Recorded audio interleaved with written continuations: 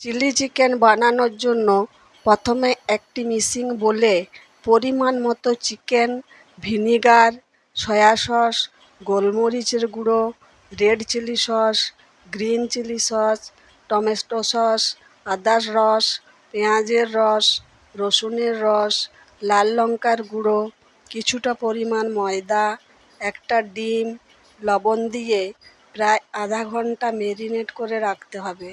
অন্যদিকে একটি ক্যাপসিকাম ও কয়েকটা গোটা পেঁয়াজ ডুমো ডুমো করে কেটে রাখতে হবে।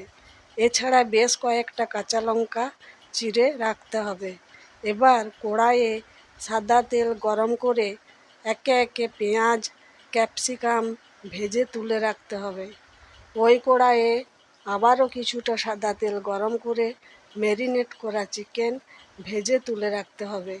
এবার কড়াইয়ে সাদা তেল গরম করে গোটা জিরে, চেরা কাঁচা লঙ্কা, red chilli sauce, green chilli sauce, soya sauce, tomato sauce, আদা পেঁয়াজ রসুনের রস দিয়ে ও সামান্য জল দিয়ে নেড়ে চেড়ে ভেজে রাখা চিকেন, ক্যাপসিকাম, পেঁয়াজ দিয়ে নাড়াচাড়া করে কিছু পরিমাণ জল দিতে হবে।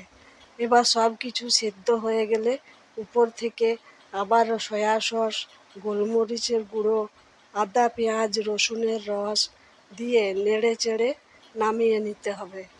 বন্ধুরা, এই রেসিপিটি যদি আপনাদের ভালো লাগে তাহলে আমার এই চ্যানেলটিকে সাবস্ক্রাইব করে দিবেন এবং এই রেসিপিটি আপনারা ফ্রাইড রাইস, রুটি, পরোটা দিয়ে আরামসে খেতে পারেন।